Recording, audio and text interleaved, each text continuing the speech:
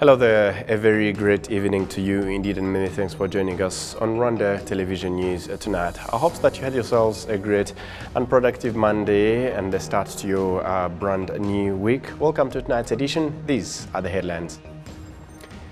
PSD has submitted the list of its parliamentary candidates, while the Democratic Green Party has submitted its presidential candidate. Citizens testify that working in cooperatives has become a catalyst for their development.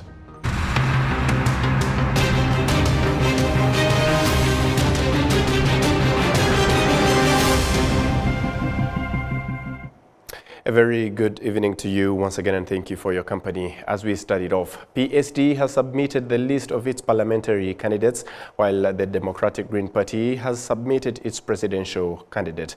Serge Nore starts us off tonight. PSD's candidates list of 66 is comprised of 29 men and 37 women. PSD has strived for good social welfare, justice, health insurance and development for all Rwandans, and that will continue, even though our primary objective of freedoms for all Rwandans has been achieved.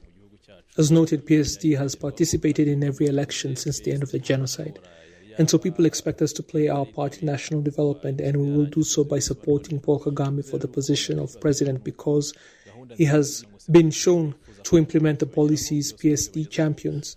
But we must also maintain our presence in parliament because that is where laws are made. And so people should vote for us after voting for our candidate Paul Kagame. On the Green Party's list of 66 parliamentary candidates, 31 are women and 35 are men, while its president, Frank Habineza, is once again standing for election to the highest office of the land. We are not afraid, and we will campaign for the position and let people choose which policies they like best. However, we are confident that they will choose ours. All candidates, be it for the office of the president or parliament, are being given the opportunity to ensure that they meet all requirements. Before and during the examination of their documents, provisional lists are issued showing what is present and what is missing from their respective files, and they have every right to bring us what is missing. So it is not too late as long as we have not started the final examination, meaning it is not too late for them. So far, only 2 candidates have submitted to run for the office of the president, the RPF's Paul Kagame and the Green Party's Frank Habineza, and a number of political parties have already committed to supporting the candidacy of Paul Kagame. The final list of approved candidates will be made public on the 14th of next month. Officials at the National Electoral Commission have noted that the increased number of independent candidates for parliamentary and presidential elections is an indication of a good democracy. Those vying for seats in parliament as independent candidates feel that they are more than capable of meeting the challenges such positions of responsibility bring. I joined the District Advisory Council when I was just 20 years old to be able to make decisions that benefit the community. Now I believe I am ready for even more responsibilities. Female candidates especially are happy about the way gender equality is respected in the country. The last 30 years have seen our country give opportunities to all Rwandans, most especially youths and women, so that we can play our part in national development. We are happy about the fact that in the last 30 years we have gotten quality education that increases our capacity, so there is no reason why we should not make contributions at all levels.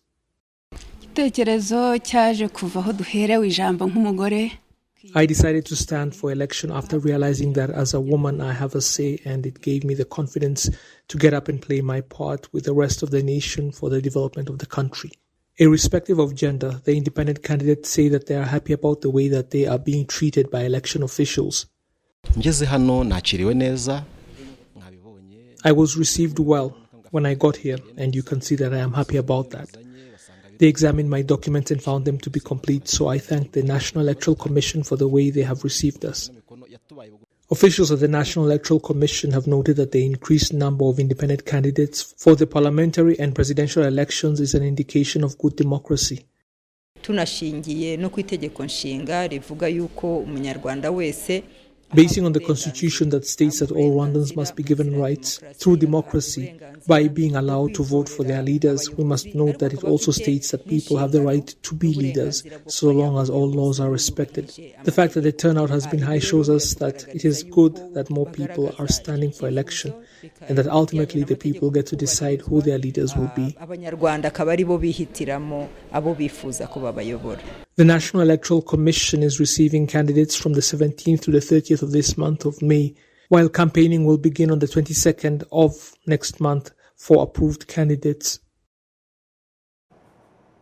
Citizens testify that working in cooperatives has become a catalyst for their development, and now they own big investments. And to date, there are about more than 11,000 cooperatives here in Rwanda. We do have the details.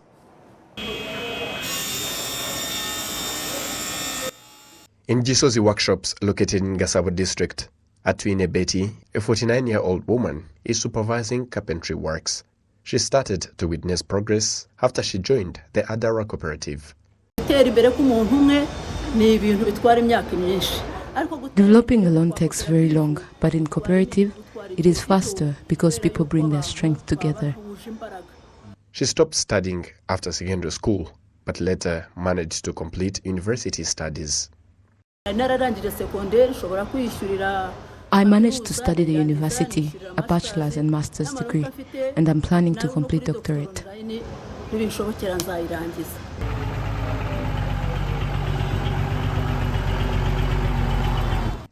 Adarwa Cooperative was formed in 2010. In 2012, the cooperative constructed a storied building worth 3 billion Rwandan francs. It currently earns 37 to 40 million Rwandan francs a month. The cooperative management says there has been tremendous progress. At least 5,000 people come to this building every day to work in different activities. Of the 157 cooperative members, there is nothing that can stop us from operating in cooperatives because we know where we came from and where we are today. Muhai Mhundu, a 53-year-old woman, has been a driver for over 20 years. Through RFTC, Mariam borrowed money from the cooperative and bought vehicles. She currently owns 7 of them.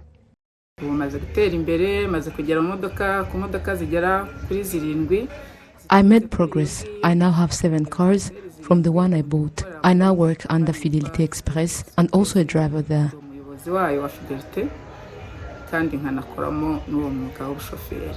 Anita Mukamusoni, who is in charge of cooperative development at the RFTC, says the cooperative was established in 2011 and has reached 1,500 members.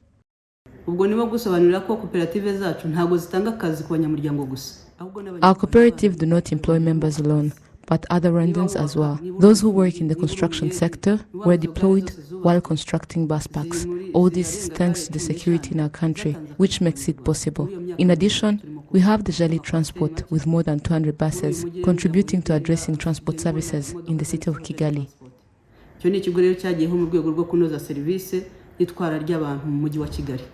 In 2006, the policy on cooperatives was adopted, and in 2007, the law regulating cooperatives in Rwanda was introduced to facilitate the operationalization of cooperatives. The Director General of the Rwanda Cooperatives Agency, Dr. Patrice Mugenzi, explains what should be taken into account in the development of cooperatives in the Vision 2050.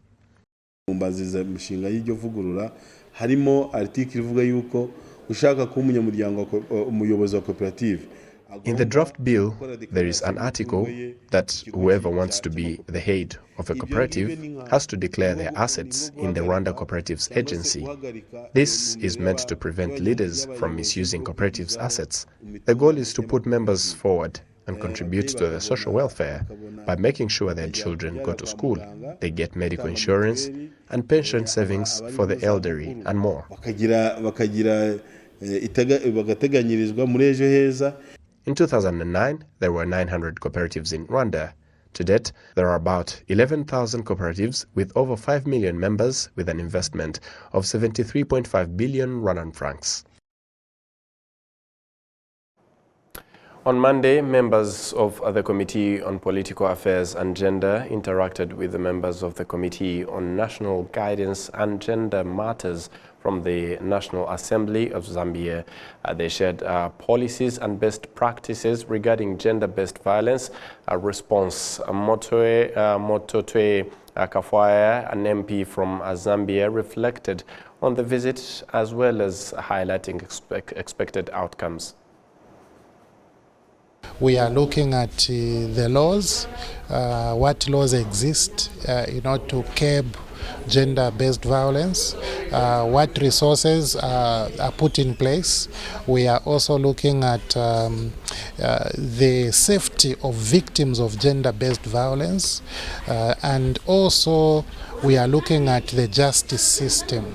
How is the justice system configured to respond to offenses of gender-based violence? Before the end of our tour comes, we will be enriched. We will know a lot about how Rwanda deals with. Moving ahead to other matters, at least 17,000 buyers that requested EBM invoices that are about 100,000 since March this year are going to be distributed with 100 million Rwandan francs as bonus from the Rwanda Revenue Authority. Prince Manzi has the report.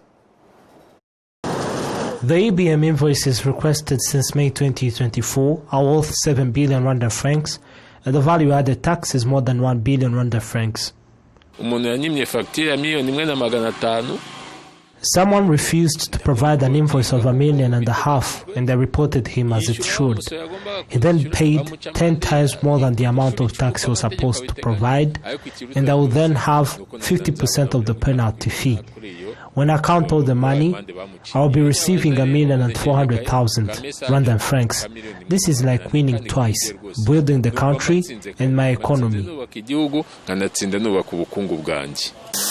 The Rwanda Revenue Authority set May 2024 as a deadline for the retailers to link their operating systems with the electronic billing machine EBM system. AD Finance is one of the 11 companies eligible to assist the retailers to complete this process. Its Chief Executive Officer, Olivier Mugabonake, elaborates how their services assist retailers in managing their business operations. You manage your business operations having a daily report, the stock amount, the soon-to-be expired products, which is good, and that is our aim, for your business to be smooth and develop professionally. The EBM account for 120,000 from 1,000 in 2013. Emin Bera, the Assistant Commissioner in charge of Tax Control and Operational Support Division at the Rwanda Revenue Authority, reiterates that the number of people requesting EBM invoices increased since March this year. And when we look since March this year, the EBM invoices requested increased by 800,000 more. In April, it is an increase of 700,000 compared to other months. Dieudonne Nzafashwanayo, an economic scholar, demonstrates that awarding people requesting invoices will increase the tax rate. Final consumers used not to be interested in pushing traders to give them EBM invoices because, maybe when you go into a shop or to another trader and maybe you tell them to give you an EBM invoice, they would say, oh no, we're not giving you that. If you're not accepting to buy from us without the EBM invoice, you can go to another shop. But now, given that there is that incentive for final consumers to pay VAT and request EBM invoices, they are going to be insisting. And the good thing is that, the Revenue Authority has also introduced a way of reporting traders or taxpayers who are not, issuing EBM invoices. And, the final consumer would actually be even more incentivized to report those taxpayers because they are also going to get a portion as a reward from the penalties imposed on that non-compliant taxpayer. As you may be aware, so before the introduction of this incentive to final consumers, only business purchasers could be interested in receiving EBM invoices, because at the end of the day, they will need those invoices to support their deductible expenses. But for a final consumer, they wouldn't be interested, because at the end of the day, they will not to be using, that EBM invoices for any other purpose. But now that they are sure, whatever, VAT that is paid and for which they receive an EBM invoice, they are going to be getting a reward. It's going to definitely contribute in a significant manner to the VAT collected by the government. By clicking *800#, a buyer can register and being awarded 10% of the VAT on every product bought, and 50% of the penalties on a retailer who failed to comply with the terms of EBM usage. During the third annual Health Research and Policy Conference in Rwanda on Monday, participants emphasized the need for increased efforts in health research to ensure people can lead healthier lives. This two-day conference attracted attendees from diverse fields within the health sector, including researchers, healthcare professionals, and stakeholders, all contributing their expertise in collaboration towards advancing healthcare initiatives. Some of the topics discussed during the conference include those vital to healthcare, including non-communicable diseases, communicable diseases, mental health, pandemic preparedness, data science, clinical trials, maternal and child health, and innovation, reflecting the comprehensive scope of contemporary healthcare challenges and advancements. According to Professor Claude Mambo Muvunyi, the Director General of the Rwanda Biomedics Center, research is important in making data-based decisions. Meaningful surveillance and monitoring system that are really responding to our context in terms of the burden and also geographic distribution of diseases. You can consider NCDs or infectious diseases. And also, how do we also, based on our surveillance data, are we able to really also design or develop new tools like diagnostic tests or screening questionnaires, which are going to really allow us to facilitate interventions at all levels. And again, feasibility studies are also welcome, and also other areas like long-term intergenerationalization of mental health, that is going also to be part of this. In maternal health and child nutrition, again, we'll continue to advocate for more implementation sciences and innovations to really make sure that we are providing a quality of care and also meaningful intervention to really improve the health outcome of our maternal and child health. We make sure that we have active surveillance of the child growth and birth cohort to really address the issue of malnutrition, for example, to also understand some of the risk factors for our children not really growing as we expect. Microbiome and metagenomic studies are also new areas we want to really delve in to make sure that we also understand how microbiome or metagenomics influence the growth of children by really making sure that they are really prevented to other diseases. To other matters still in the health sector, on Monday, the Ministry of Health, in collaboration with the Africa Development Bank, launched a project aimed at advancing the pharmaceutical sector in Africa. The project comprises of three components, including the establishment of the headquarters of the African Pharmaceutical Technology Foundation, APTF, an organization affiliated with the Africa Development Bank. The APTF will have its headquarters here in Rwanda. It aims to facilitate easier access to medicines and address the current challenges hindering the development of the pharmaceutical sector. As part of its response to Africa's limited access to quality and affordable health products, the African Development Bank developed the Pharmaceutical Action Plan and Vision 2030 as part of the Bank Industrialize Africa strategy. The objective is to promote a viable pharmaceutical manufacturing industry in Africa, which will not only enhance the African health system, but will also contribute to industrialization of the continent. Furthermore, on June 20, 2022, the bank's board of directors approved the establishment of the African Pharmaceutical Technology Foundation, APTF, an institution that will significantly enhance Africa access to technology that underpin the manufacturing of medicine, vaccine, and other pharmaceutical products. The APTF is a not-for-profit Pan-African institution domiciled here in Kigali. So the project we are launching today is a game changer for Rwanda and the Africa continent in as far as the development of the pharmaceutical sector is concerned. The project aims to boost the pharmaceutical sector by addressing the challenge of access to technology and improving the pharmaceutical regulatory framework in Africa. It will be financed with $12 million grant from the African Development Fund, of which about $6.5 million will be allocated to operationalize the APTF. Dr. Ntihabose Corne, the acting permanent secretary at the Ministry of Health, has emphasized the significance of the project, stating that it exceeds 15 billion Rwandan francs in value and will span a period of 3 years. This project is deemed crucial due to Africa's current production of which is less than 5% of the medicine required on the continent. I said Africa contributes a lot in the global burden. If you go to the report of WHO of 2022, it shows that diseases such as HIV and malaria in sub-Saharan Africa accounts for 85% and 95% of global HIV and malaria cases respectively.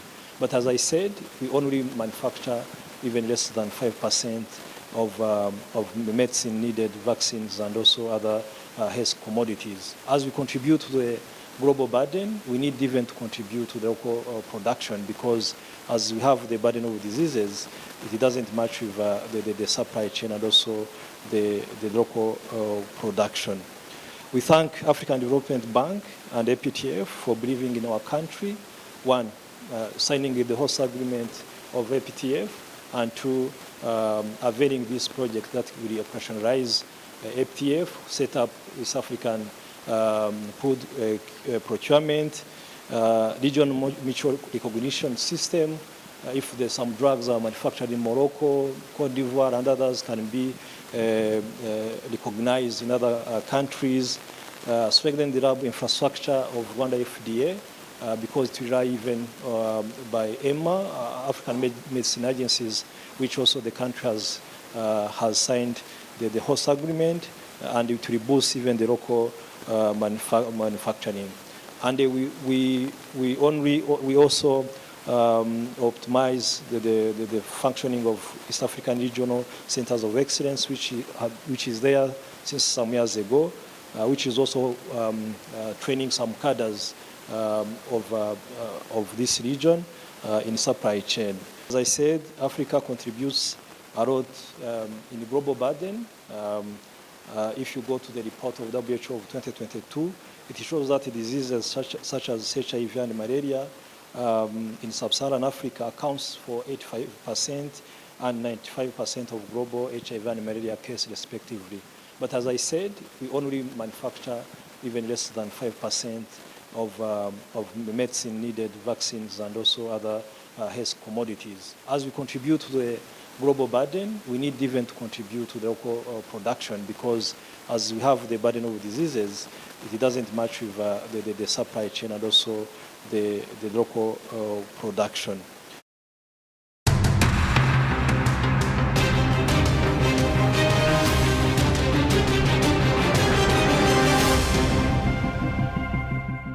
And that's all from us here at RBA's Rwanda Television News. On behalf of the entire news production, as well as the technical team that made it happen, many thanks for being with us. And up until next time, stay safe, and we wish you a great and fruitful week ahead. Goodbye.